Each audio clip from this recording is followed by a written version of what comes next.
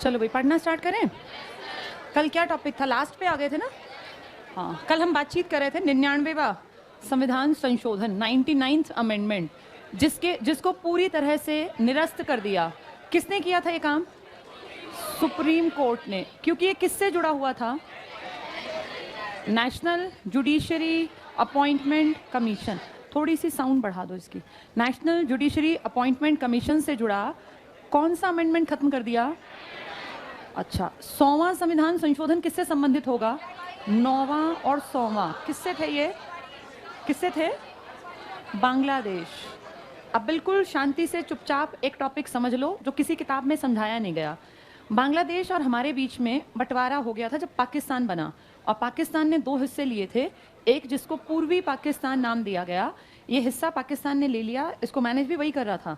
और उस टाइम पर हमारे और इनके बीच में कुछ एरियाज थे जो डिस्प्यूटेड थे, जैसे जहाँ जनसंख्या आबादी मुस्लिम्स की ज़्यादा, बेरूबारी का नाम मैंने तुम्हें बताया भी हुआ है। इनके पूरे देश के बीच में ना आपका एक हिस्सा पड़ता था। मान लीजिए ये हिस्सा आपका, अब इधर भी बांग्लादेश, इधर भी, या पूर्वी पाकिस्तान, कुछ भी कहिए। बाद में जाके ये जब बांग्लादेश बना, इको हो गए क्लास में, 1972 में कौन सा समझौता था वो? शिमला। जिसके बाद एक बहुत बड़ी दिक्कत ये आई कि इंडिया का एक हिस्सा इनके बीच में आ रहा था, हमारा हिस्सा, और देश है बांग्लादेश का। तो फिर इन्होंने और हमने बैठ के निपटाया ये मामला, और हमने कहा ठीक है, हम तुम्हें एक हिस्सा जो हमारी 3 बीघा ज़मीन पड़ती है, ये तुम लोगों की आवाजाही के लिए इसको तुम्हें दे देंगे, लीज पर, पट्टे पर, एक तरह से हमारे किराए पर, भाई उसके बदले पैसा या कुछ भी हमने आपस में बातचीत की होगी, जो की होगी। ये 1970s के स्टार्टिंग की घटना है।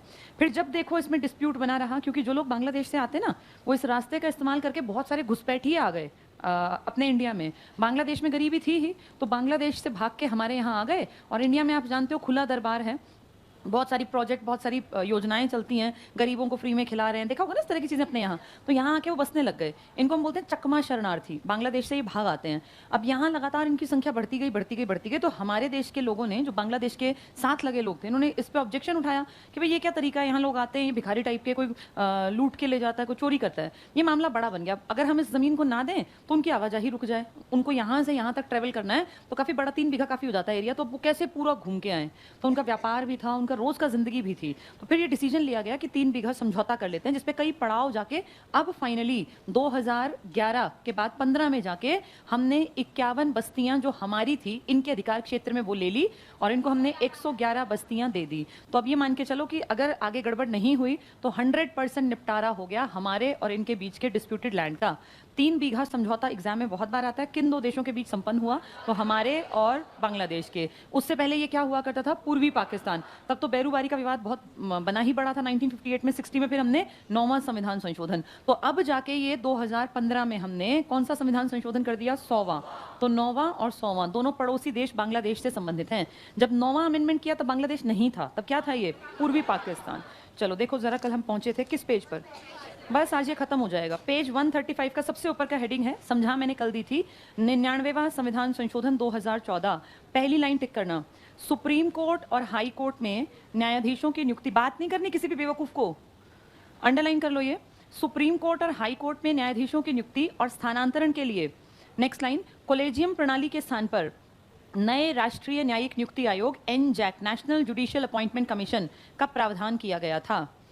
नेक्स्ट पैराग्राफ पे आ जाओ। 14 अक्टूबर 2015 न्यायमूर्ति JS केहर की अध्यक्षता की 5 सदस्यीय संविधान पीठ ने 4 और 1 के बहुमत से राष्ट्रीय न्यायिक नियुक्ति आयोग अधिनियम 99वां संविधान संशोधन रद्द कर कोलेजियम प्रणाली को पुनः बहाल कर दिया। तो अब जो है ना, ये कोलेजियम जानते हो क्या था? कोलेजियम भी समझ लो। कोलेजियम आज से नहीं है, बहुत पहले से था।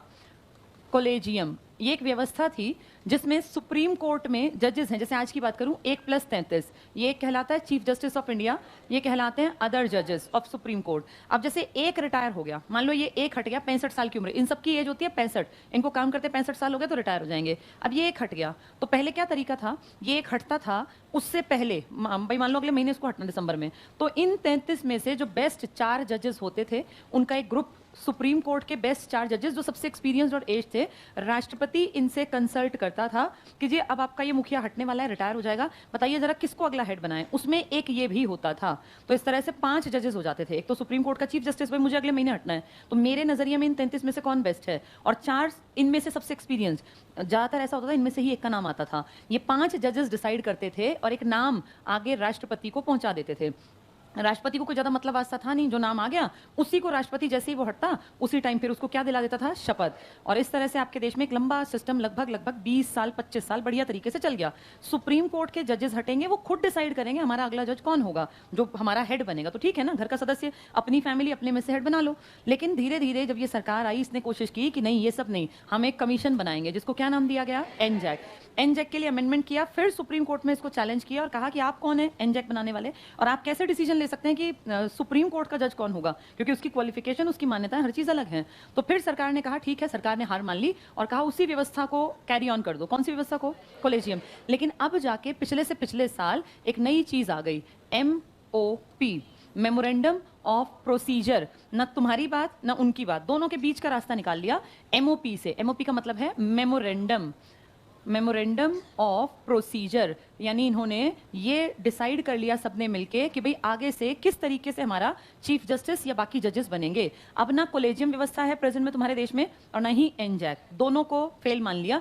एनजैक ना आता तो शायद कॉलेजियम चलती भी रहती, पर एनजैक आया, एनजैक को रद्द किया गया, कॉलेजियम को बहाल करने की बात हुई। लेकिन फिर मिल बैठ के इन्होंने डिसाइड किया कि ना कॉलेजियम चलाएंगे ना एनजैक चलाएंगे। क्या चलाएंगे आपके बाद, मेमोरेंडम ऑफ प्रोसीजर, जिसको मैं आगे समझाऊंगी। जब तुम सुप्रीम कोर्ट पढ़ोगे ना तो इसको ज्यादा क्लियर कर दूंगी, तब एक एक बात ज्यादा अच्छी समझ में आएगी, क्योंकि तब वो कॉन्टेक्स्ट बात हो रही होगी। अब सिर्फ इतना जान लो, ना आज कॉलेजियम व्यवस्था है, ना ही आपके देश में आज एनजैक है। ये 99th अमेंडमेंट से खत्म कर दिया। तो 99वां संविधान संशोधन को रद्द कर कॉलेजियम व्यवस्था को पुनः बहाल। यहां लिख लो अब, नहीं तो इसके लिए कोई नहीं करना पड़ा, लिखो अब। यहां लिखा ना कॉलेजियम व्यवस्था को पुनः बहाल, यहां लिखो अब MOP, अब MOP से जजेस बनते हैं। तो ना तो कॉलेजियम चल रहा है और ना ही एनजैक, अब MOP से जजेस बनते हैं। MOP क्या है ये सुप्रीम कोर्ट में डिटेल से जानेंगे, आज सिर्फ नाम जान लिया तब आसान दिखेगा। चलो आगे पढ़ते हैं। 100वां संविधान संशोधन, तो 9वां और 100वां किसके हैं ये, बांग्लादेश के। पहली लाइन में टिक करो, भारत और बांग्लादेश के मध्य 1974 में हस्ताक्षरित भू सीमा समझौता, लैंड बाउंड्री एग्रीमेंट, क्या नाम था इसका, 3 बीघा समझौता। लिख लो यहाँ, लैंड बाउंड्री के पास नाम लिख लो, 3 बीघा जमीन होती है ना, 5 बीघे में 1 एकड़ बनता है, जिसको हम 1 किला कहते हैं अपनी आम भाषा में। तो 3 बीघा यानी 1 एकड़ से कम, आधे किले से थोड़ा सा ज्यादा, 3 बीघा समझौता। किन दो देशों के बीच हुआ ये, भारत और बांग्लादेश। किस सन में हुआ ये, 1974। बांग्लादेश बना कब था, 72 में, और फिर 1974 में 3 बीघा, और 1975 में इनके राष्ट्रपति का मर्डर। कौन था इनका राष्ट्रपति, शेख मुजीबुर रहमान, जो मैंने बताया था बंग बंधु भी था। ये टिक कर लो, भारत और बांग्लादेश 74 में हस्ताक्षरित भू सीमा समझौता। चौथी लाइन टिक करना, इस संशोधन के अनुसार भारत के बांग्लादेश में स्थित 111 एन्क्लेव बस्तियां बांग्लादेश को प्राप्त हुए, और बांग्लादेश के भारत में स्थित 51 एन्क्लेव भारत में शामिल किए गए। ठीक है, इसके बाद नीचे आ जाओ, 101वां संविधान संशोधन। 101 किससे संबंधित था ये, GST से। GST डायरेक्ट कर है या इनडायरेक्ट, GST डायरेक्ट है या इनडायरेक्ट, GST अगर एक पूछेंगे तो आप कहेंगे ये इनडायरेक्ट है। कैसा कर है ये, इनडायरेक्ट टैक्स। कौन लगाता है ये, केंद्र भी और राज्य भी, क्योंकि तुम भरते हो CGST भी और SGST भी, दोनों लगाते हैं। इसके लिए कौन सा अमेंडमेंट किया गया था, 101वां। क्या GST का प्रभाव राज्य पे पड़ना था, देश पे भी राज्य पे भी, है ना, तभी तो दोनों लगा रहे हैं। इसीलिए जब इसको लागू किया गया ना, इसको करने के टाइम पर, तो कहा लोकसभा प्लस राज्यसभा का एक तो कैसा बहुमत होता है, विशेष, और विशेष बहुमत के साथ आधी कम से कम विधानसभाएं भी। और सबसे पहली विधानसभा जिसने कहा कि हम खुश हैं GST लगा दो, असम थी। वो ये याद रखना, पूछेंगे ये GST का कब लागू हुआ GST भारत में, 1 जुलाई 2017। ये फटाफट से टिक करो, 101वां संविधान संशोधन। यहाँ लिख लो इनडायरेक्ट टैक्स, जहां लिखा है ना GST पहली लाइन में, इसके ऊपर लिखो इनडायरेक्ट टैक्स, 1 जुलाई 2017 से लागू। बहुत बार डेट पूछते हैं, 1 जुलाई 2017 से लागू। इसके बाद आ जाओ इसी पॉइंट में, सेकेंड लाइन, 8 सितंबर 2016 राष्ट्रपति के हस्ताक्षर के बाद। इसके बाद नेक्स्ट लाइन में टिक करना, ये पढ़ लो, राज्यसभा द्वारा 3 अगस्त को, लोकसभा द्वारा 8 अगस्त को पारित, विधेयक पारित। तो संसद से पूरी तरह से पारित, फिर राष्ट्रपति के साइन हुए, उसके बाद ये लागू हुआ। लागू कब हुआ ये, 2017 में। क्या डेट थी, 1 जुलाई 2017। कौन सा अमेंडमेंट है, 101वां। इसके बाद नीचे अगले पैराग्राफ में टिक करना, ये विधेयक संघ और राज्य दोनों से संबंधित है, अतः इसे अधिनियमित होने से पहले कम से कम आधे राज्यों के अनुसमर्थन की आवश्यकता थी। हमने पढ़ा था अमेंडमेंट के 3 तरीके हैं, या तो साधारण, छोटी मोटी बात है, फर्क नहीं पड़ता। दूसरा था लोकसभा राज्यसभा का विशेष, और तीसरा था दोनों का विशेष प्लस आधी विधानसभाएं, ये उनमें से था तीसरी कैटेगरी में। इसमें टिक करना। बीच में देखो थोड़ा लिखा हुआ है मोटा सा, असम जीएसटी का अनुसमर्थन देने वाला पहला स्टेट रहा। तो सबसे पहले जीएसटी को किसने समर्थन दिया? असम। कितने राज्यों के समर्थन की जरूरत थी? आधे। कौन सा अमेंडमेंट था ये? 101वां। कैसा कर है जीएसटी? कौन लगाता है? दोनों। अभी ये एचएसएससी ने पूछा हुआ था इसके ऊपर क्वेश्चन, ये बहुत बार आता है। अगले पेज पे आ जाओ। 102वां संविधान संशोधन, ओबीसी आयोग से संबंधित, टिक कर लो ओबीसी। अभी 105वां भी हुआ है ना, उसमें भी क्या है? बैकवर्ड क्लास स्टेट अपने आप देखेंगी, ऐसा सही है वो तो। 102 105 लगभग एक जैसे। इसके बाद 103 पे आ जाओ, और 103 में टिक करो पहला पॉइंट।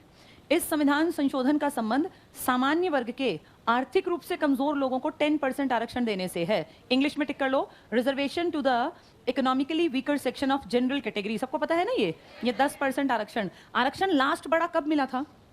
बड़ा आरक्षण पहले कितना आरक्षण था? किसका था ये? फिर अदर बैकवर्ड क्लास को 27%। तुम सबको मैंने ये बताया हुआ है किस पीएम के टाइम मिला था? वीपी सिंह। अब फिर एक बड़ा आरक्षण मिला है अभी, किस पर आधारित है ये? आर्थिक। भाई गरीब है, इकोनॉमिकली वीकर, चाहे जनरल कास्ट का, इसको 10% आरक्षण। ये टिक कर लो। अमेंडमेंट पूछ लेंगे 103वां। इसके बाद अगला पॉइंट पढ़ लो बस। 12 जनवरी 2019 को सामान्य वर्ग के आर्थिक रूप से कमजोर लोगों को 10% आरक्षण संबंधी विधेयक राष्ट्रपति की मंजूरी के बाद लागू हो गया। तो 2 साल हो गए, अब तो 3 हो जाएंगे। 14 जनवरी 2019 से केंद्र की नौकरियों और शिक्षण संस्थानों में प्रवेश के लिए सामान्य वर्ग के गरीब लोगों को 10% आरक्षण। सिर्फ पढ़ना था। नेक्स्ट टिक करना। गुजरात इस आरक्षण को लागू करने वाला देश का पहला राज्य है। तो आपके जो पीएम हैं, ये कहाँ सीएम थे पहले? तो गुजरात ने सबसे पहले लागू कर दिया 2019 में। यही तो सरकार चल रही है आपकी। तो पहला राज्य जिसने लागू किया ये वाला आर्थिक आधार वाला, गुजरात। किसने सबसे पहले हाँ कहा था जीएसटी ठीक है? असम। कौन सा अमेंडमेंट था? 101वां। ये कौन सा अमेंडमेंट है? 103वां। ये काम का है, बहुत चला हुआ है आजकल ये। इस पे पीछे हरियाणा में कितनी तो गड़बड़ियां निकल रही है ना, कागज पूरे नहीं है, लोगों ने गलत नंबर ले लिए हैं, तो वो सब इसके ऊपर बेस्ड है। नेक्स्ट टिक करना। केंद्र सरकार में नौकरियों में अब आरक्षण की सीमा 49% से बढ़ाकर 59.5% हो गई। तो अब आरक्षण कितना दे दिया गया है? 60%। अब कितनी सीटें बस अनरिजर्व्ड की हैं? 40%। तुम कितना भी कुछ भी कर लो, 40% ही सीट मिल सकती हैं। यानी आधे से ज्यादा कितना बड़ा सीटों को क्या कर दिया गया है? रिजर्व। और रिजर्वेशन का आधार कहीं जात पात बना दी, और कहीं जाके अब पैसा। पैसे का रिजर्वेशन ठीक माना जाना चाहिए, लेकिन दिक्कत यह कि लोग फायदा फिर भी गलत उठा रहे हैं। जिनके घरों में नौकरियां थी वो झूठे कागज बनवा के 5 नंबर नौकरी के लेके बैठ गए हैं। सब बहुत लोग कर रहे हैं ना। इंडिया की दिक्कत है, रिजर्वेशन का सही यूज जो करना चाहिए वो नहीं कर पाते, वो बेवकूफी बने रहते हैं। और जो शातिर और चालाक हैं, जिनको कि मिलना नहीं चाहिए आरक्षण, वो जिनको सारी अकल है, जिनको सारे कागजात पता है कैसे पूरे करवाने हैं, वो गलत तरीके से इसको फायदा उठाते हैं। इसीलिए गड़बड़ है। अदरवाइज आरक्षण कोई बुरी चीज नहीं है, पर मिलता गलत तरीके से गलत लोगों को है, इसलिए गलत है। तो ये टिक कर लो। आरक्षण की सीमा कितनी हो गई अब? 59.5। ये आरक्षित हैं सीटें। यहां ऊपर जल्दी से लिखो अगस्त 2021 105वां संविधान संशोधन। 105वां सबसे करंट का है ये। 105वां संविधान संशोधन, ब्रैकेट में लिखना 127वां बिल। बिल हमेशा ज्यादा आते हैं क्योंकि बिल बहुत सारे आते हैं, लेकिन उनको फिर कानून नहीं बनाते। 127वां बिल। अगर पूछे अमेंडमेंट कौन सा तो 105वां, और बिल कौन सा? इसका मतलब बहुत सारे बिल पे कानून नहीं बन पाया, तभी तो अलग अलग अंतर है। 127वां क्या लिखा तुमने? कब आया ये? अगस्त 2021। लिख लो मई अगस्त नहीं, स्टार्टिंग में तुमने अगस्त लिखा है ना। अगस्त 2021 में 105वां संविधान संशोधन, ब्रैकेट में लिखा 127वां बिल। देखो राज्यसभा से पारित हो गया, राज्यसभा से भी पारित हो गया। लोकसभा से तो ऑलरेडी था, राज्यसभा से भी पारित हो गया। लिखो अब के बाद प्रत्येक राज्य अपनी पिछड़ी जातियों को, अपनी बैकवर्ड क्लास को स्वयं, अपनी पिछड़ी जातियों को स्वयं निर्धारित करेगा। अपनी पिछड़ी जातियों को स्वयं निर्धारित करेगा। अब तक क्या हो रहा था? कौन सी जातियां पिछड़ी थी जिनको देश मान्यता देता? भाई राष्ट्रपति के अंडर और ओबीसी का आयोग था, वो कहता भाई ये वाली जातियां पिछड़ियां मान लेते। अब कह दिया भाई अपनी टेंशन अपने आप देखो, कौन डिसाइड करेगा ये? हर एक राज्य। क्योंकि हो सकता है, जैसे एक एग्जाम्पल देती हूँ, जाट जो कम्युनिटी है, इन लोगों को दिल्ली में अदर बैकवर्ड क्लास का दर्जा दिया हुआ है, पता है तुम्हें ये बात? लेकिन हरियाणा में ये ओबीसी में नहीं आते। पहले क्या था, कहीं ओबीसी में है कहीं नहीं है। अब ये कह दिया भाई अपने आप देखो, जिस राज्य में जो जात पात के लोग रहते हैं, तुम्हें पिछड़े लगे तो ओबीसी में डाल देना, ना पिछड़े लगे मत डालना। तो ये डिस्प्यूट था कि जब केंद्र मान रहा है, केंद्र शासित प्रदेश दिल्ली मान रहा है, तो बाकी क्यों नहीं मान रहे? तो अब ये कह दिया हर राज्य अपने आप देखो कौन तुम्हारे यहाँ बैकवर्ड क्लास है। अगर तुम्हें लगता है कि बैकवर्ड क्लास है तो आरक्षण दे दो, नहीं लगता तो मत दो। कौन सा अमेंडमेंट कर दिया? 105वां। ये सबसे करंट का है। अब ये टॉपिक हमारा कंप्लीट, इसको तैयार करना अपने एग्जाम के लिए अच्छे ढंग से। क्वेश्चंस में कुछ गलतियां सब में हैं, इसमें ज्यादा टेंशन मत लेना। कुछ ABCD ना लिखने वाले गलत लिख देते हैं वो टाइपिस्ट। 10th क्वेश्चन इसी टॉपिक का क्वेश्चन है, कौन सा संवैधानिक संशोधन राज्यों से चुने जाने वाले लोकसभा के सदस्यों की संख्या बढ़ाने से संबंधित है? क्या अभी फिलहाल में ये सीटें बढ़ सकती हैं? नहीं ना। कौन से अमेंडमेंट से रोक दी गई हैं? ये किससे कहा गया मत आगे बढ़ाना? नहीं, इंदिरा गांधी। मुझे अमेंडमेंट का नंबर बताओ, किसमें कहा गया? 84वां संविधान संशोधन। 86वां याद है, पढ़ाई लिखाई का था। 11वां मौलिक कर्तव्य था। एक बार फिर देखो पीछे, 84वां देखो पिछले ही पेज पे है, पेज 134 पे आ जाओ। 34 पे देखो, नीचे से दूसरी लाइन पढ़ना, सीटों की संख्या 2026 के बाद होने वाली पहली जनगणना के आंकड़े प्रकाशित होने तक परिवर्तित न करने का प्रावधान। तो सीटें कब तक नहीं बदलेंगी? 2026 तक। ये किस अमेंडमेंट से कह दिया? अब इन्होंने क्वेश्चन क्या पूछा कि कौन सा संवैधानिक संशोधन राज्यों से चुने जाने वाले लोकसभा के सदस्यों की संख्या बढ़ाने में, ये लोकसभा के सदस्यों की संख्या बढ़ाने में ना दो इन्होंने ऑप्शन दिए हैं, 6 और 22वां, 4, 13वां और 38वां, 7वां और 31वां, 11वां और 42वां। जो लोकसभा के सदस्यों की संख्या बढ़ती है ना, इसको थोड़ा एक बार सुन लो। ये दो तरीके से क्वेश्चन की लैंग्वेज के ऊपर तुम्हें जाना पड़ेगा। लोकसभा में टोटल सीट्स नहीं बढ़ेंगी, टोटल सीट्स रहेंगी उतनी की उतनी। लेकिन अगर आपको पता हो एससी की सीटों में बदलाव किया गया था, पता है ये बात तुम्हें? एससी की सीटें बदली गई थी अभी कुछ साल पहले। टोटल सीट 543 में से आज की डेट में एससी और एसटी, पहले एससी लिख लेते हैं फिर एसटी, कितनी है ये? 84 और 47। ये कुछ साल पहले बदली हैं। टोटल सीट नहीं बदली, लेकिन कुछ साल पहले इनमें चेंज किया गया। तो ये जिस कंटेक्स्ट में क्वेश्चन पूछ रहा है ना, इन्होंने क्या आंसर टिक किया हुआ है इसमें?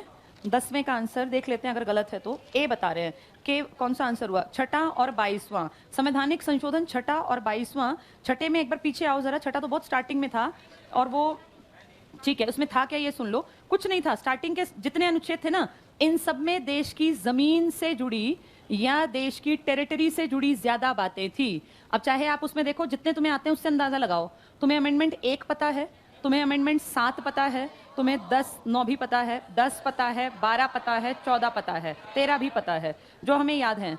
बस इतने छोड़ देते हैं क्योंकि हमें स्टार्टिंग देखना है। अब ये देखो, इन सब में किससे जुड़ी बातें थी? देश से ना, जमीन से। भाई इसमें क्या था? भूमि का अधिग्रहण। इसमें राज्य किस बेसिस पे बनेंगे? 9वें में क्या था? बेरूबारी, 9वां 100वां। 10वें में क्या था? दादर नागर हवेली। 12 में क्या था? गोवा, दमन दीव। और 13 में नागालैंड, और 14 में पुदुचेरी। यानी स्टार्टिंग के जितने अमेंडमेंट हैं, थोड़ा सा ना इसको बोलते हैं बेसिक समझ होना। पूरे 395 कोई आर्टिकल याद नहीं करता, लेकिन अगर आपको मेन याद है, अमेंडमेंट याद है, तो आप टिक मार्क कर पाओगे। ये सब किससे संबंधित थे? देश की जमीन से। इसके आगे देखें जरा, इसका मतलब ये 6 वाला तो नहीं होगा, ये गड़बड़ में है। इसके बाद देखें कौन सा क्वेश्चन था? 10वां ना। 13वां और 38वां, 13वां अमेंडमेंट और 38वां, इनमें काफी अंतर है। 7वां और 31वां, 7वां तो किससे संबंधित था? राज्यों से। 11वां और 42वां, ये सारे ऑप्शन ही गड़बड़ में। क्वेश्चन एग्जैक्टली क्या पूछना चाहिए था? ये भाषा गलत है। ये पूछना चाहिए था कि संविधान में किस अमेंडमेंट के बाद एससी और एसटी की सीटों में, जैसे स्पेशल वो टर्म यूज नहीं किया जब ये क्वेश्चन डिजाइन किया। अगर मैंने आपकी क्लास में 104वां संविधान संशोधन बताया होगा कभी, तो आपको बताया होगा, बिल्कुल ठीक बोल रहा है कोई, 3-4 आर्टिकल बताए होंगे, 330, 331, 332, 333। इन 4 में से 2 आर्टिकल फिर बढ़ गए नया अमेंडमेंट करके, और फिर आपने पुरानी चीजों को बढ़ा दिया। ये और ये लोकसभा में एससी एसटी, ये विधानसभा में एससी एसटी, और ये थे एंग्लो इंडियन, ये भी एंग्लो इंडियन। अंतर ये लोकसभा, ये विधानसभा। पिछले साल की घटना है ये, 2020 की, जनवरी 2020 में अमेंडमेंट नंबर 104 के थ्रू आपके ये 2 आर्टिकल कैरी ऑन कर दिए गए। आगे आरक्षण फिर बढ़ा दिया आपने, कितने सालों के लिए? 10 साल। ये आरक्षण नौकरी की बात नहीं कर रहे, ये आरक्षण कह रहे हैं अपनी बात कि हम ये सीट कहां सेव कर रहे हैं, लोकसभा और विधानसभा में। लेकिन अगर इसको तुम दूसरे तरीके से देखो, 26वां ये 84वां संविधान संशोधन कहता है कि इन सीटों में कब तक चेंज नहीं करना, 2026 तक। इसके बाद हो सकता है 2027 में तुम्हारी सीटें बढ़ जाएं। और जिसका एक एग्जाम्पल है जो आपके PM Modi ji central Vista का निर्माण करवा रहे हैं दिल्ली में, जहां तब भी काम नहीं रुका जब पूरी दुनिया में काम रुका हुआ था, और जहां आदमी इकट्ठे नहीं होते थे, यहाँ 500 मजदूरों ने दिन रात एक करके उस पेंडेमिक में भी काम किया है। इसका मतलब ये तो कंफर्म है कि सीटें बढ़ने वाली हैं। किस सन में? ये लोग क्या कह रहे हैं 104 से कि किसकी सीटें नहीं बढ़ेंगी, मतलब किसका आरक्षण बढ़ेगा? एससी और एसटी का। तो हो सकता है 2027 में आप देखें जब सीटें कह रहे हैं लोकसभा के लिए कि 800 प्लस हो जाएंगी और कह रहे हैं 400 प्लस उनकी भी कर देंगे, उस कंडीशन में ये हो सकता है बढ़ जाए। तो आरक्षण, ये क्वेश्चन थोड़ा सा गलत है, इस क्वेश्चन की भाषा होनी चाहिए थी कि भारत में किस अमेंडमेंट से फिलहाल में आरक्षण को पुख्ता कर दिया गया। ये आरक्षण सबका नहीं है, ये आरक्षण सिर्फ एससी एसटी की सीटों का है। और कहां आरक्षण दे रखा है हमने? लोकसभा में और विधानसभा में। ये थोड़े से गड़बड़ की है, ये इसको ठीक कर लेना, यहां काट दो इसको और लिख लो, ये बात यही मेंशन कर लो। लिखो 104वां संविधान संशोधन 104th अमेंडमेंट, 104वां संविधान संशोधन जनवरी 2020, 104वां संविधान संशोधन जनवरी 2020 में लोकसभा और विधानसभा में, जनवरी 2020 में लोकसभा और विधानसभा में एससी एसटी की सीटें क्या कर दी गई हैं? अगले 10 सालों के लिए, बढ़ाई नहीं है, अगले 10 सालों के लिए आरक्षित कर दी गई हैं, आरक्षित कर दी गई हैं। क्या ये सीटें बढ़ भी सकती हैं? बढ़ सकती हैं बिल्कुल। क्या स्टार्टिंग में आपके देश में जब इलेक्शन हुए तो 543 सीटों पे हुए थे? नहीं, उस टाइम इतने इलेक्शन थोड़ी थे। ये सीटें, एक एग्जांपल देती हूँ आपको, ज्यादा अच्छा समझ में आएगा। हरियाणा पंजाब से अलग हुआ था, है ना, बहुत सारे स्टेट अलग होके बने हैं। जैसे महाराष्ट्र गुजरात अलग हुए थे 1960 में, पहले वो सारा बंबई था। तो सीटें बदली कैसे, ध्यान से देखो। हरियाणा पंजाब से एक छोटा सा एग्जांपल उठा रही हूँ। पंजाब ने, ये मान लो पंजाब का कितना परसेंट हिस्सा? 35%। किसको दे दिया? हरियाणा। जब हरियाणा बना था ना, तो हरियाणा 1966 में बना था, 18वां संविधान संशोधन, और यहाँ सिर्फ 54 एमएलए आए थे।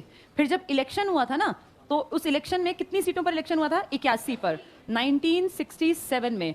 जब ये बना तो 54 आ गए, फिर अगले ही साल इलेक्शन कराया तो फिर 81, और इसके बाद जब जनगणना हुई 1971 की, शायद कल मैंने परिसीमन आयोग बताया होगा, जिसने कहा कि भाई जनगणना किसकी देखनी है? 1971 की। सीटें आप उतनी रखेंगे। इसके बेसिस पर 1977 में ये सीटें कितनी कर दी गई थी? 90। ऐसे ही आपके देश में बदलाव हुआ। जब पहला इलेक्शन हुआ तो इतनी सीटों पर नहीं हुआ था, सीटें बढ़ती गई, लेकिन अब नहीं बढ़ेंगी। कब के बाद इनको स्टेगनेट कर दिया गया? 1971 की जनसंख्या के बेसिस पर। और अब कब तक नहीं बढ़ाने वाले हैं? 2026। इसके लिए कौन सा अमेंडमेंट कर दिया? 84वां।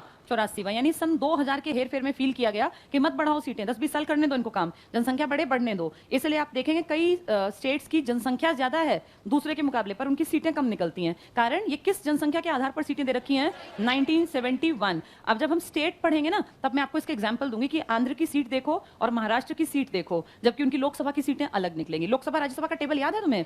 80-31 वाला। वैसे ही अब टेबल राज्य में पढ़ेंगे तो ये ज्यादा पॉइंट क्लियर होगा। तुमने लिख लिया 104वां संविधान संशोधन, किसमें सीटें आरक्षित की गई हैं? 2 जगह, लोकसभा में और विधानसभा। राज्यसभा में कोई आरक्षण नहीं मिला। कितने सालों के लिए आरक्षण बढ़ा दिया? 10 साल। अगर 2026 में सीटें बढ़ती हैं तो क्या आरक्षण चलेगा? और क्या 10 साल? तो अभी 10 साल मतलब 2030 तक चलेगा। अब ये 30 तक आराम से बैठ सकते हैं। चलो अब तुम आओ, आज हम नया टॉपिक इंट्रोड्यूस कर लेते हैं, फिर उसको पढ़ना स्टार्ट करेंगे। पेज 174 पर हमने काफी दिन तक देश के बारे में पढ़ा, अब हम पढ़ेंगे थोड़ा सा राज्य के बारे में। लगभग 10 दिन अब हम राज्य पढ़ेंगे। पहले एक रिवीजन लेते हैं, फिर नए टॉपिक पे पहुंचेंगे। हमने अब तक जितनी चीजें पढ़ी वो किसको ध्यान में रख के पढ़ी? केंद्र को या देश को। भारत क्या है? देश है। भारत राज्यों का एक संघ है। भारत राज्यों का संघ है। India is union of states. इसका मतलब आपके यहाँ देश जितना जरूरी है उतने ही जरूरी क्या है? राज्य। क्योंकि आपका देश तो कहीं लिखा ही नहीं आपने कॉन्स्टिट्यूशन में। क्या कहीं लिखा है इंडिया इज अ कंट्री? नहीं, ये तो हमने एज्यूम कर लिया। अदरवाइज इंडिया के कॉन्स्टिट्यूशन की शुरुआती भाषा है क्या लिखा है? भारत राज्यों का एक संघ है। ऐसा कहाँ लिखा है? किताब खोलते ही पहले आर्टिकल में अनुच्छेद 1 में भारत को क्या कहा गया? राज्यों का एक संघ। अब आगे बढ़ते हैं। हमने देश के बारे में जाना था। देश में सबसे बड़ा ताकतवर आदमी था प्रेसिडेंट ऑफ इंडिया, जिसको आप कहते थे POI। इसके बाद दूसरा आदमी था वाइस प्रेसिडेंट ऑफ इंडिया। इसके बाद था काउंसिल ऑफ मिनिस्टर्स, जिसका मुखिया था प्रधानमंत्री। प्रधानमंत्री को जरूरत पड़े तो वो एक आदमी और रख सकता था, जिसको कहते थे डेप्यूटी प्राइम मिनिस्टर। और इसके साथ पूरी की पूरी काउंसिल ऑफ मिनिस्टर्स तो थी ही, जिसमें कैबिनेट मंत्री, राज्य मंत्री, उप मंत्री थे। ये हमें सबको पता है ना। इन सबको बनाया है तुमने और मैंने, कहीं प्रत्यक्ष और कहीं अप्रत्यक्ष। इनमें से प्रत्यक्ष का एग्जाम्पल दे दो। डायरेक्ट तुमने कौन बनाया? तुमने ना प्रेसिडेंट बनाया, ना वाइस प्रेसिडेंट बनाया, ना तुमने काउंसिल ऑफ मिनिस्टर्स बनाई, ना तुमने PM बनाया, ना तुमने डिप्यूटी PM बनाया। फिर मैंने क्यों कहा कि तुम प्रत्यक्ष हो? क्योंकि तुमने अपने बिहाफ पर लोकसभा के लिए क्या बनाए थे? MP किसने बनाए थे? जनता ने। ये किसका एग्जाम्पल है? प्रत्यक्ष का। फिर तुमने जिस पार्टी के सबसे ज्यादा आदमी जितवा दिए, उस पार्टी का लीडर ही क्या बना? फिर इसने एक लिस्ट बनाई और वो लिस्ट किसको पकड़ा दी? फिर राष्ट्रपति ने एक एक को बुला के शपथ दिलवाई और क्या बन गई? Council of ministers. इसको ठीक लगा, इसको ठीक लगा, तो कौन सी पोस्ट क्रिएट की गई? Deputy PM। और देश का राष्ट्रपति एक एज के बाद हटता है। उसके हटने से पहले एक प्रोसेस समझाया था तुम्हें, जिसमें कि लोकसभा, राज्यसभा, विधानसभाओं के केवल निर्वाचित व्यक्ति आए थे, मनोनीत व्यक्ति नहीं आए थे। फिर हमने देखा था वाइस प्रेसिडेंट ऑफ इंडिया का कोई काम ही नहीं है, तनख्वाह बहुत तगड़ी है। काम क्या है? ये छिपके यहाँ मतलब बैठे हुए, लेकिन असली काम जो है ना इनका, वो छिपा हुआ है राज्यसभा में। क्या है ये? सभापति। ये सब चीजें हमने पढ़ ली थी। अब सेम ऐसी छोटी छोटी रेप्लिका, छोटी छोटी कॉपी मान लो राज्य में पढ़ेंगे। जिसने इसको डिटेल से समझा था ना, उसको अगले 10 दिन बहुत बढ़िया तरीके से सब चीजें समझ में भी आएंगी और उसकी एग्जाम के लिए तैयारी भी बहुत स्ट्रांग बन जाएगी। पॉलिटिकल साइंस रटने का नहीं, समझने का टॉपिक है। जैसा जिसने देश समझा, अब राज्य देखना कितना आसानी से समझ में आ जाएगा। जिसने देश नहीं समझा, राज्य बिल्कुल पल्ले नहीं पड़ेगा। जैसे देश में राज्य है, ऐसे राज्य अपने आप में काम करता है और देश की छोटी छोटी कॉपी कर रखी है इसने। कैसे? जैसे वहां राष्ट्रपति था, ऐसे यहां कौन है? गवर्नर। जैसे वहां उपराष्ट्रपति था, ऐसे यहां कोई नहीं है, लेकिन कहीं कहीं आप पढ़ते हैं, जैसे दिल्ली है या पौंडीचेरी है, वहां उपराज्यपाल बनाए जाते हैं। डिप्यूटी, ये LG बोल देते हैं इसको, लेफ्टिनेंट गवर्नर, LG। वहां डिप्यूटी नहीं होता, ये LG बोलते हैं, लेफ्टिनेंट गवर्नर। और दिल्ली में कभी गवर्नर नहीं बनता, दिल्ली और पौंडीचेरी में हमेशा LG बनते हैं, या कहीं कहीं प्रशासक बनते हैं, जैसे चंडीगढ़ में। ठीक है। तीसरा, जैसे वहां काउंसिल ऑफ मिनिस्टर थी, सेम यहां भी काउंसिल ऑफ मिनिस्टर। उसका मुखिया PM, यहां मुखिया CM। अगर CM चाहे तो अपनी जरूरत के अनुसार डिप्यूटी CM भी बना सकता है। और प्रेजेंट में आप देख लो, जहां जहां गठबंधन की सरकारें हैं, वहां वहां क्या बनाया हुआ है? Deputy CM। सब कुछ सेम है, बस थोड़े से नाम बदल देने हैं, बाकी कुछ भी अंतर नहीं है। जैसे देश में चल रही थी लोकसभा, ऐसे राज्य में चलती है विधानसभा। वहां चलती है राज्यसभा, यहां चलती है विधान परिषद। वहां चलता है राष्ट्रपति, यहां चलता है गवर्नर, जिसको हिंदी में कहते हैं राज्यपाल। क्लियर ये सारी बातें? बस फिर कुछ है ही नहीं। इतना समझ में आया तो सब कुछ क्लियर हो जाएगा। विधानसभा को डिटेल से सुन लेते हैं, फिर ये अपने आप तैयार मिलेगी। लोकसभा, छोटी लोकसभा सोच के आंसर करेंगे। लोकसभा के मेंबर्स कितने थे? ये पहला चेंज है। सब कुछ वैसा है, बस 2 पॉइंट अलग हैं। इसके यहाँ टोटल मेंबर कम से कम होने चाहिए 60। लोकसभा में कम का कोई फंडा नहीं था, और ज्यादा से ज्यादा होने चाहिए 500।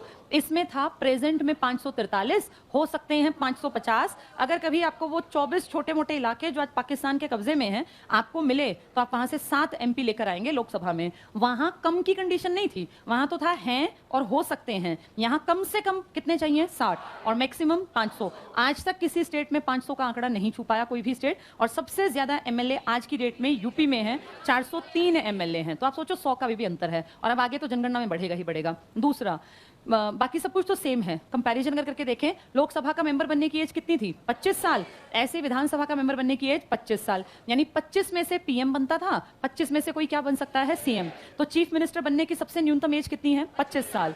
तीसरा पॉइंट, सब कुछ सेम है, कोई डिफरेंस नहीं है। इन सबको मैनेज करने के लिए इन्हें क्या बनाना पड़ेगा? अध्यक्ष। क्या लोकसभा के लोग भी अध्यक्ष बनाते थे?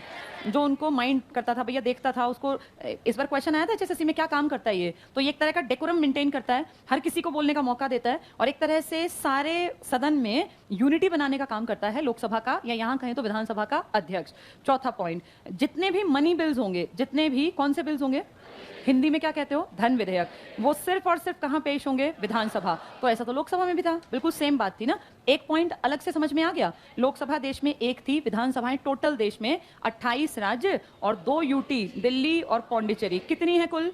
30 हैं, बाकी सब कुछ सेम है। बस ये दो बात ध्यान रखना कि वो एक थी लोकसभा, ये टोटल 30 है, वहां 543 550, यहाँ कम से कम 60 और ज्यादा से ज्यादा 500। अब इधर आ जाते हैं, इसको याद कर लो, राज्यसभा याद करके। वहां कितने मेंबर थे राज्यसभा में? हो सकते हैं 250, प्रेजेंट में थे 245। यहाँ पहली चीज तो सबसे इंपॉर्टेंट पॉइंट, पूरे देश में नहीं है ये, जैसे ये तो हर एक राज्य में है ना, विधान परिषद गिने चुने 6 स्टेट्स में है, और ये 6 स्टेट्स इकट्ठे हैं, जैसे यूपी, बिहार, महाराष्ट्र, कर्नाटक, आंध्र प्रदेश, तेलंगाना। पहला अंतर, वो पूरे देश में एक थी, ये पूरे देश में 30 थी लोकसभा, पूरे देश में राज्यसभा एक है, विधान परिषद कितनी है? 6। इनका नंबर की बात अगर करें, ये जो रेड जैकेट वाला है ना, इसको बोल दे कुछ सीख लेगा, उससे बात करके कुछ नहीं निकलना, फिर कहेगा ऐसा पढ़ाया ही नहीं था जो पेपर में आ गया। अब ये सुन लो और सीख लो, किताबों में सब कुछ नहीं लिखा होता, कहीं सोचो किताब में हर चीज है, किताब उसके लिए बनी है जो थोड़ा सा टीचर्स की बात को सुन के समझ के किताब पढ़े। डायरेक्ट किताब पढ़ के पास होना मुश्किल, बहुत ज्यादा, मतलब नामुमकिन बराबर है। किताब में चीज जो लिखी है समझ थोड़ी आती है, कोई समझा दे तो लगता है हाँ ये बात मुझे समझ में आ गई। तो पहले सारा ध्यान फोकस रखो समझने पर। ये कितने इलाकों में परिषद? इसके नंबर ऑफ ML, जैसे ये लोग थे ना, ये इनको कहते हैं MLA, member of legislative assembly, इन्हें कहते हैं मेंबर ऑफ लेजिस्लेटिव काउंसिल। ये कम से कम होने चाहिए 40 और ज्यादा से ज्यादा होने चाहिए जिस भी राज्य में है। जैसे मान लीजिए यूपी में है, तो यूपी में विधानसभा तो होगी, वहां की विधानसभा के 1/3 से ज्यादा ना हो, यानी MLA जितने हैं उसके 1/3 से ज्यादा MLC कभी नहीं हो सकते। तो 1/3 ऑफ टोटल MLA, इससे ज्यादा नहीं, और कितने से कम नहीं?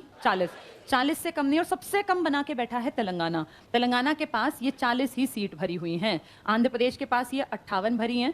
कर्नाटक, महाराष्ट्र, बिहार, यूपी, सबसे ज्यादा सीटें यूपी की हैं। इसके बाद महाराष्ट्र की 78 हैं, और इन दोनों की 75 हैं। कम से कम चाहिए 40 और ज्यादा से ज्यादा जिस राज्य की है वहां के टोटल MLA का 1/3। मैंने आपको बताया सबसे ज्यादा MLA पढ़ते हैं यूपी में, कितने थे वो? 403। तो यहाँ 100 हैं, तो 1/3 से तो काफी कम है अभी, क्योंकि 133 प्लस का 1/3 बनेगा। तो सबसे ज्यादा विधान परिषद के मेंबर किस राज्य में है? सबसे ज्यादा MLA भी यही है, सबसे ज्यादा MP भी यही है। 80-31 की सीट याद होंगी ना, 31 वाला HSSC ने पूछा हुआ था हरियाणा पुलिस के एग्जाम में कि कितनी सीटें हैं राज्यसभा में? 31। इसकी चारों याद रखना, 80, 31, 403 और 100। इसके विधान परिषद में कितने मेंबर हैं? 100। बिहार कर्नाटक के 75, महाराष्ट्र के 78, आंध्र प्रदेश के 58 और तेलंगाना के 40। कम से कम कितने की शर्त है? तो कौन कम से कम की शर्त पूरी करके बैठा है? तेलंगाना। क्लियर हो गया? ये अंतर है, इसलिए बता रही हूँ, वरना तो सब कुछ सेम है। बस ये अंतर ध्यान रखना। एक और बड़ा अंतर इसमें, एक तो ये सारा अंतर, दूसरा अंतर, राज्यसभा में जो आदमी संभालता था सारा काम, जिसको आप कहते थे भारत का सभापति, वो इनका मेंबर नहीं होता था, वो बाहर से आता था ना। कौन था वो आदमी? वाइस प्रेसिडेंट ऑफ इंडिया, यानी वो 245 में से कोई नहीं था, वो 246वां आदमी था जो बाहर से आता, मीटिंग में बैठता, फिर चला जाता। उसको अलग तरह से ट्रीट करते क्योंकि वो असलियत में क्या आदमी है? Vice president of India.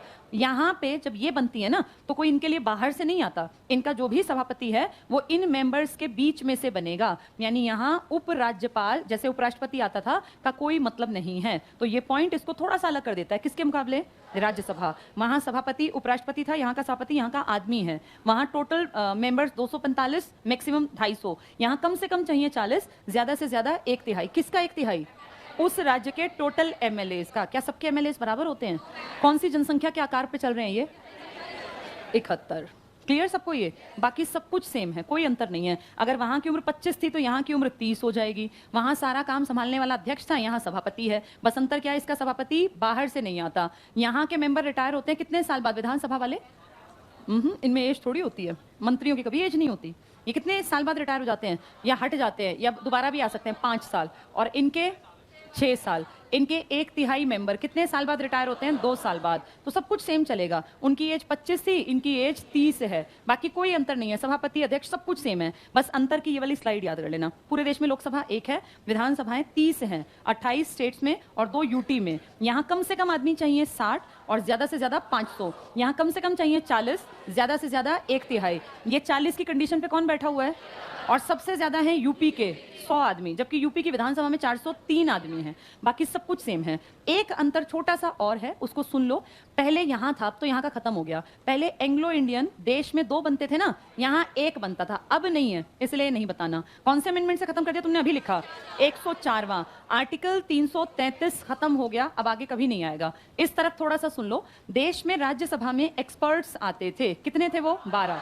जब विधान परिषद में एक्सपर्ट्स की बात करें ना, तो इसको आधा मत कर देना, ये आएगा 1/6। इसमें लगभग लोग गड़बड़ करते हैं, वो देख के तुरंत टिक करते हैं कि 2 से एंग्लो इंडियन 1 था तो 12 से 6 आएंगे। नहीं, जितने टोटल मेंबर हैं उसका 1/6। ये क्या होंगे उस फील्ड में, अलग अलग फील्ड में एक्सपर्ट्स। ये पॉइंट तुम्हें परेशान करेगा क्योंकि हमारी आदत होती है कि 2 से 1 बना तो 12 से 6 बनेंगे। बिल्कुल 6 नहीं बनेंगे। कितना टिक करके आना है? 1/6। अगर कहीं पे 75 हैं तो 1/6 75 का निकलेगा, अगर 100 हैं तो 1/6 100 में से निकलेगा। आ गया समझ में? ये पॉइंट परेशान करता है क्योंकि ये आधे लोग 6 समझ के अपना टिक कराते हैं। ये 1/6 है।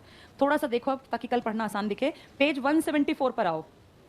इसमें राज्य विधानमंडल है, अभी ये नहीं पढ़ रहे हैं। 175 पे देखो जरा संख्याएं दी हैं, ये पढ़ेंगे पहले। हर स्टेट के एमएलए की संख्या का टेबल है। ये सारे तो याद नहीं हो सकते पर कुछ मेन पे नजर रखनी होती है। जैसे अब सब खत्म है, जम्मू कश्मीर का फंडा भी है कि आगे जाके सीएम बनाएंगे, अभी फिलहाल कुछ नहीं कर रहे, अभी पाइपलाइन में है, हो सकता है इसका तीसरा हिस्सा बन जाए। ये बात ना अभी सरकार खुल के नहीं कह रही, लेकिन ऐसे चांसेस हैं कि जम्मू कश्मीर अपनी मर्जी चलाता था। क्या क्या था जम्मू कश्मीर के पास? एक तो कौन सा स्टेटस था? स्पेशल स्टेट का। कौन से आर्टिकल से? 370। इसके अलावा इसके बारे में सुन लो, विधानसभा बैठा था बना के, पूरे देश में एक एंग्लो इंडियन होता था जब पहले था, अब तो खत्म कर दिया। इसके यहाँ कोई एंग्लो इंडियन नहीं था। ये अपने 2 सदस्य अपनी मर्जी से, महिलाएं, उनको मनोनीत करता था, तो ये सबसे अलग चलता था। विधान परिषद थी, मिनिमम कितने चाहिए परिषद में? 40 ना। ये 36 पे परिषद बना के बैठा था और कोई कुछ नहीं कर सकता था। ये हर चीज में अपनी मर्जी चलाता था। पूरे देश में विधानसभा में एक एंग्लो इंडियन होता था, इसने कहा था मैं नहीं बनाता एंग्लो इंडियन, मैं 2 और वो भी महिला मैं अपने यहाँ पर मनोनीत करूंगा। तो देखो हर चीज में कितनी मर्जी थी, ना तो 40 की कंडीशन पूरी करता और हम कुछ नहीं कर सकते थे, ना उस एक एंग्लो इंडियन की। ये सब खत्म हो गया। जैसे ही कौन सा आर्टिकल हटा, क्या डेट थी? अगस्त में साइन किए थे राष्ट्रपति ने और अक्टूबर में खत्म सारा किस्सा। अब खत्म करके क्या किया? जम्मू कश्मीर को डिवाइड करके, और आप सब जानते हैं कश्मीर का एक बड़ा हिस्सा किसके कब्जे में है? पाक ऑक्यूपाइड कश्मीर, जहां आपका वो सबसे ऊंचा पहाड़ भी है, K2 है ना, 8611। आपने यहाँ एक लाइन जिसपे आपके और उनके सैनिक खड़े होते हैं, इसे आप कहते हैं LOC। आपके कश्मीर का एक बड़ा हिस्सा है चाइना के कब्जे में। 1962 वाली लड़ाई बताई होगी मैंने तुम्हें कभी, और कैसे ये हिस्सा छीन लिया। यहाँ भी हमने एक लाइन ड्रॉ कर ली, कौन से वाली? LAC।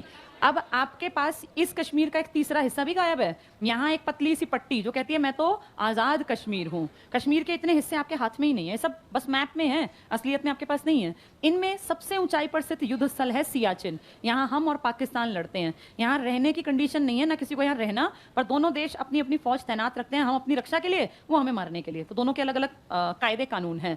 ये हिस्सा आपके पास है। इस हिस्से को पहले आप 370 में विशेष राज्य मानते थे, ये अपनी मर्जी चलाता था। यहाँ विधानसभा थी, यहाँ सीएम था, यहाँ विधान परिषद थी। आप 40 के डंके बजाते रहे, ये 36 बना के बैठे रहे और आपने कुछ नहीं किया, कुछ नहीं कर पाए। अब जाके जब आर्टिकल 370 खत्म किया तो इसको सीएम को हटाया। पहले सीएम को कॉन्फिडेंस में लिया, महबूबा मुफ्ती को। ये भी बड़ी एक रोचक कहानी थी। महबूबा मुफ्ती को पहले इस बीजेपी सरकार ने समझाया कि आपका बहुत तगड़ा बढ़िया एक बैकग्राउंड तैयार कर रहे हैं, बस आप कुछ दिनों के लिए विधानसभा को भंग करवा दीजिए। और महबूबा मुफ्ती ने बात मान ली कि हाँ ठीक है, भंग करवा देते हैं। 2 महीने, 4 महीने, 6 महीने बैठे रहे। अभी काम करेंगे, थोड़ा सा शांति रखिए, पेशेंस रखिए, हमारे पास अभी काम है, आपके यहाँ भी काम करेंगे। और धीरे धीरे धीरे यहाँ फौज उतरती गई और एक दिन इतनी फौज उतर गई यहाँ जाके कि हर एक कमरे, मतलब हर एक घर के सामने फौजी खड़ा हो सकता था। जैसे ही इतनी फौज उतरी, शाम को पता चला कि इसको तो वो पूरी तरह से अपने हिसाब से ढालने वाले हैं। अब जब तक सीएम और लोग कुछ कर पाते, तब तक हर गली में 4-4, 6-6 पुलिस वाले और उनके पास बढ़िया वाली बंदूक कि भैया यहाँ पे अगर निकले बाहर, मतलब ये ना कि भैया कोई निकले तुरंत मार दो। घर से एक दरवाजा खुलते ही आवाज पे शूटेड साइट के ऑर्डर कि कोई भी बाहर निकले, पूछना ही नहीं है कि तुम कहाँ जा रहे हो, तुरंत शूट कर दो। स्कूल, कॉलेज, इंटरनेट, अखबार, टीवी सब बंद, चुपचाप घरों में बैठे रहो। और बाहर अगर तुमने दरवाजा खोल के निकलने की कोशिश की तो गली में ही 4-5 घूम रहे हो, तुम्हें मार देंगे। और चारों तरफ से कट ऑफ कर दिया। ना कोई संगठन बात कर पाया, ना कोई बड़ा आदमी बात कर पाया। चुपचाप जहां हो वहां स्टेबल हो जाओ। और इस तरह से रातों रात इसके 2 हिस्से बना दिए। जो काफी बड़ा इलाका था, लेह लद्दाख जिसको आप कहते हैं, जो पूरी तरह से वीरान बराबर है, क्योंकि यहाँ पे कंडीशन नहीं है ना, यहाँ खेती हो सकती, बहुत हार्श कंडीशंस हैं, लेकिन यहाँ बौद्ध धर्म से जुड़ी बहुत सारी चीजें हैं और इसलिए कल्चरली इसको देखें तो हमारे लिए इंपॉर्टेंट है। इसके बाद जो ये वाली साइट है ना, इसमें ऊपर का हिस्सा कश्मीर है और नीचे की तरफ है जम्मू। जम्मू में जितनी ये गड़बड़ियां है ना आतंकवाद वाली, जम्मू में नहीं होती है, ये कश्मीर में होती हैं। कश्मीर ही सुंदर है, कश्मीर की घाटी ही दुनिया घूमने जाती है। जम्मू तो नॉर्मल लगता है, जैसा हिमाचल ऐसा जम्मू। इस कश्मीर की घाटी में ही अपनी खूबसूरती के कारण टूरिज्म का कामकाज है और यहीं घुसपैठी आते हैं और यहीं आतंकवाद की सारी घटनाएं हैं। अब सरकार ने क्या किया, एक ये इलाका, एक ये इलाका। पर अब सरकार जो सुनने में आ रहा है, मुझे नहीं पता कब करेंगे, नहीं, लेकिन कह रहे हैं कि अब इस कश्मीर को जम्मू से भी अलग कर देंगे, क्योंकि जम्मू में हिंदू पंडित टाइप के लोग ज्यादा रहते हैं, मुसलमानों की आबादी कम है। ये इस तरह से बसा हुआ है कि इस तरफ बौद्ध ज्यादा, मुस्लिम ज्यादा, हिंदू ज्यादा। तो जो ये हिंदू मुस्लिम का फंडा है ना, इसको कह रहे हैं अलग से यूटी बना देंगे और फिर सारी फौज की तैनाती इस तरफ कर देंगे, क्योंकि यहाँ उतनी मारकाट नहीं मचनी, यहाँ नहीं मचनी। असली मारकाट कहाँ मचती है? कश्मीर में। लेकिन जब कश्मीर में दंगे होते हैं तो उसका प्रभाव यहाँ और यहाँ भी तो लोगों को भुगतना पड़ता है। तो कह रहे हैं इनको बिल्कुल अलग कर दो और सारी फौज वगैरह इकट्ठी करके कश्मीर को अपने कंट्रोल में ले लो। और आप सब जानते हैं इसी का हिस्सा ये वाला है, जो कि किसने ऐंठ रखा है? पाकिस्तान ने। तो अब ये अभी क्लियर नहीं है, सरकार ने खुद भी क्लियर नहीं किया कि हम क्या करेंगे। इतना जरूर है, सरकार जो कह रही है कि आने वाले समय में हम यहाँ चीफ मिनिस्टर बनवाएंगे, लेकिन सरकार की फिलहाल के जो काम है ना, वो ऐसा लग नहीं रहा कि सरकार यहाँ सीएम बनवाएगी। क्योंकि आप जानते हैं किसी भी स्टेट की ताकत होता है सीएम। इसके पीछे किसका हाथ है? जनता का। और जनता को बरगलाना, बहकाना, बहलाना बहुत आसान है। कुछ भी करके सीएम चाहे तो पूरी जनता को इंडिया से काट दे कि इंडिया हमारा भक्षक है, इंडिया ने हमें ऐसा नुकसान किया, इन्होंने देखो हमारे लिए ये नहीं किया, ये नहीं किया। और लोगों को लगेगा हाँ सही कह रहा है सीएम। और बड़ा आसान है यहाँ से किसका हाथ पकड़ लेना? पाकिस्तान का। अगर ये यूटी है तो यहाँ कोई सीएम नहीं, यहाँ कोई इलेक्शन ही नहीं होंगे, यहाँ कोई एमएलए नहीं बनेगा। फिर सारी चीजें दिल्ली से डिसाइड होंगी, कैसे प्रशासन चलेगा, कौन सी यूनिवर्सिटी चलेंगी, कहाँ कौन सी पढ़ाई होगी, ये सब फिर दिल्ली देखेगा, यानी जो भी सेंटर में बैठा है वो देखेगा। तो यूटी बनाने से ना आप दिमाग से फ्री हो जाते हैं कि यहाँ गड़बड़ के चांसेस हैं। आपने सीएम बनाया और रातों रात आपके इलाके कब हाथ से निकल जाए पता ही नहीं चलता। तभी तो हमने पौंडीचेरी को यूटी बनाया, तभी हमने दिल्ली को यूटी बनाया, अंडमान निकोबार को यूटी बनाया, लक्षद्वीप को, क्योंकि यहाँ खतरा था। अब जैसे कोई कहे यूपी की, यूपी कह दे कि भाई मैं तो अलग हूंगा, कहाँ जाएगा यूपी? यूपी भारत का हिस्सा है, भारत में ही रहेगा। यूपी की जनता भारत को ही अपना देश मानती है। लेकिन कुछ इलाके हैं जहां लोगों के मन में खटास के बीज डाल दिए गए और उनके मन में ये बात घर कर गई कि शायद ये हमारा भला नहीं चाहता भारत। तो इस तरह से कश्मीर अगर यूटी बना रहेगा तो सेफ्टी रहेगी देश की। लेकिन अगर ये राज्य बन गया अभी आनन फानन में ही, तो यहाँ फिर गड़बड़ होगी। अगर आगे जाके बना तो हो सकता है स्थिति सुधर जाए, कंट्रोल में आ जाए, लेकिन फिलहाल में यहाँ की स्थिति बहुत अच्छी नहीं है। और अब ऐसा कंफर्म तो नहीं है, लेकिन सुनने में है कि शायद जम्मू और कश्मीर में भी डिवीजन किया जाएगा, जैसे किस किस में कर दिया गया? लद्दाख और जम्मू कश्मीर में। कारण कम्युनिटी मारकाट दंगे कहाँ ज्यादा होते हैं और कौन सा हिस्सा उसको भुगतता है? फिर जम्मू। तो कह रहे हैं अलग ही ना कर दें भाई, तुम्हारे यहाँ लोग आग लगा रहे हैं, घाटी में गड़बड़ कर रहे हैं, तो उसके लिए फौज स्पेशल वहां जाए। अब से पहले क्या था? सारे में गड़बड़ थी, लद्दाख में भी गड़बड़ थी, अब सारी फौज तैनात है, न ये गड़बड़ करेंगे न ये। जो गड़बड़ होगी कश्मीर की तरफ, क्योंकि पीओके से लगता कश्मीर है। अब पीओके से भाग के कोई यहाँ क्या करने आएगा? अगर वो घुसपैठियां आएंगे तो इस घाटी तक आएंगे, वो यहीं से उनको मदद मिलती है। तो कश्मीर पे सरकार ने कोई प्रॉपर स्टैंड नहीं बनाया अभी। चलो पेज 175 पे आ जाओ। नहीं, ये तो कहते हैं कि हम तुमसे बिल्कुल अलग हैं, अपने आप चलाते हैं, पर सारा कुछ पाकिस्तान से पूछ के करते हैं। पाकिस्तान का एक छोटा रूप मान लो, बस कहने को कहते हैं हम तो इंडिपेंडेंट हैं, कुछ आजाद नहीं है। यूं तो भारत में तुम पीओके को भी ड्रॉ करते हो, पर है कहाँ? ड्रॉ तो तुम इसको भी करते हो, पर है कहाँ? ये हमारे हैं नहीं, हमारे मैप में है। अच्छा, अब कोई सोचेगा मैप में क्यों? अगर मैप में से भी निकाल दिए तो सोचेंगे इन्होंने छोड़ दिए। अब भाई अगर तुमने मैप में से भी इसको हटाया तो उनको लगेगा, मान लो किसी प्लॉट पे डिस्प्यूट हो, जो हट गया तो दूसरा क्या मानता है कि ये तो गया, अब ये प्लॉट मेरा। इसीलिए मैप में आप दिखाते चलते हो, एलओसी वाले को भी, एलएसी वाले को भी, और इसको भी, जो क्या कहता है कि मैं आजाद कश्मीर हूं। अगर तुमने ये दिखाने बंद कर दिए ना तो ये सोचेंगे ये हमारे हैं और फिर इनका अगला टारगेट तुम्हारा हिस्सा होगा। तो इसलिए सेफ्टी रखें। डिस्प्यूटेड एरिया बेच क्यों नहीं पाते लोग? क्योंकि बेच दिया अगर किसी एक के नाम से तो फंस गया ना वो। डिस्प्यूटेड लैंड देखो बिकती नहीं है, ये डिस्प्यूटेड है सारा। लेकिन अगर हमने यहाँ से अपनी चीजें हटा ली तो फिर ये उनका हो गया, फिर तो हमने उनको फ्रीडम दे दी कि आओ यहाँ राज करो। फिर अगला स्टेप वो यहाँ सोचेंगे कि इससे आगे बढ़ना है। अब वो शांति से कहाँ तक बैठे हैं? अपने पीओके तक। पीओके हमारा हिस्सा है, हमने मन से मान लिया कि जब लेना होगा, लड़ना होगा, तब की तब देखेंगे, इससे आगे मत बढ़ना। मैप में से गायब किया तो उनकी तो हिम्मत बढ़ जाएगी, इसलिए नहीं गायब कर सकते। चलो इसमें देखो कहाँ कितनी सीटें हैं। आंध्र प्रदेश की सीटें कितनी हैं? 175। जो ज्यादा सीटें हैं ना वो ध्यान रखनी है, कम वाली नहीं पूछेंगे। आंध्र प्रदेश की 175। तुम्हें आंध्र प्रदेश की लोकसभा राज्यसभा सीटें याद हैं? बोलो, आंध्र प्रदेश की लोकसभा राज्यसभा सीटें। पहले स्टेट की सीट कितनी थी? 80-31 पहला स्टेट था। कितनी थी आंध्र प्रदेश की? 25-11। लिख लो, बाधों को याद ही नहीं है। पेपर में क्या करोगे तुम जो तुम्हें याद ही नहीं है? 25-11, 25 लोकसभा की, 11 राज्यसभा की और 175 विधानसभा की। इसके बाद तेलंगाना टिक कर लो, 119। 17-7 याद होंगी ना? 119। अरुणाचल में 40 काट के 60 बना लो, अरुणाचल की 60 है, पहले थी 40, 60 है। गुजरात पे आ जाओ, 26-11 लिख लो, गुजरात के पास 26-11 तुम्हें याद कराया था। सीटें कितनी है इसकी? 182। एमएलए बनते हैं। यहाँ कौन सी वो आदम कद की पटेल की मूर्ति लगाई थी? स्टैचू ऑफ यूनिटी, याद है? उसकी ऊंचाई कितनी रखी गई थी? 182, इसीलिए क्योंकि इसकी सीटें इतनी हैं, ये लॉजिक था। हरियाणा टिक कर लो, 90 है। जम्मू कश्मीर को भी छोड़ दो। सेकेंड हाफ में बीच वाली लाइन पे आओ, एमपी पे आ जाओ, मध्य प्रदेश, ऊपर से मध्य प्रदेश कितनी सीटें थी? 2 9 11, लिख लो यहाँ 2 9 11, और 232 को 230 बना लो, 230। महाराष्ट्र की 19 बिल्कुल गलत लिखी हैं, 288 करो, 288। महाराष्ट्र की लोकसभा की सीटें बोलो, कोई ट्रिक बताया था तुम्हें? कितनी सीटें थी? 48, और पीछे कितनी थी? 19, लिख लो यहाँ, महाराष्ट्र के पास लिखो 48 19, और 288 लिख लेना। जो ये बातचीत कर रहे हैं ना, ये एक एक नंबर जा रहा है, बाद में तुम्हें कोई नहीं ठीक कराएगा इसको, फिर याद करोगे तो तुम्हें पता ही नहीं चलेगा कौन सा गलत है कौन सा ठीक। 288। दिल्ली पे आ जाओ, बिल्कुल लास्ट में बीच वाली लाइन में, 30 को काट दो, 70 लिख लो, 70। दिल्ली की 70 सदस्यीय विधानसभा, जिसमें कितने मंत्री सीएम हो सकते हैं? 7, ये हम पढ़ के आए थे। दिल्ली के 2 अमेंडमेंट बताना, 69th और 70th। 69 में इसका नाम क्या किया था? एनसीआर, और 70th में कहा था इसके और पौंडीचेरी के एमएलए प्रेसिडेंट ऑफ इंडिया के इलेक्शन में हिस्सा लेंगे। तीसरी लाइन पे आ जाओ, ऊपर से तीसरा टिक करो, सिक्किम। क्या सिक्किम 7 बहनों में शामिल है? नहीं है। 32 लिखो, सबसे कम सीट्स राज्य में, सबसे कम सीट एमएलए सीट, सबसे कम एमएलए सीट किसकी हैं? सिक्किम की। सिक्किम की, सिक्किम की एमपी सीट याद है तुम्हें? कितनी थी? 2-1 नहीं थी, मेघ, त्रि, मणि, अरुण गोवा की थी। सिक्किम की, नागालैंड की और मणिपुर, इसकी किसकी? मिजोरम की 1-1 सीट थी। इसकी 32 सबसे कम। यूपी टिक करो, उत्तर प्रदेश 403 लिखो, सर्वाधिक।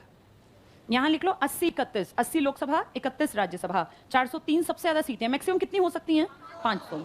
इसके बाद पौंडीचेरी टिक करो, लास्ट में 30 लिखा है, +3 लिख लो, नॉमिनेटेड, +3। पुदुचेरी के पास 30 लिखा है ना, यही लिख लो +3 नॉमिनेटेड। पुदुचेरी के अमेंडमेंट बोलो, कौन सा था? 14वां ना? क्या कब आया था ये पुदुचेरी हमारे हाथ? पुदुचेरी हमें, वो तो गोवा था। पुदुचेरी 1954 में। किसकी बस्ती था ये? फ्रांसीसियों की। कितने एरियाज में फैला है? 3 राज्यों में। कितने जिले हैं? 4। चलो बाकी कल पढ़ेंगे, चलो।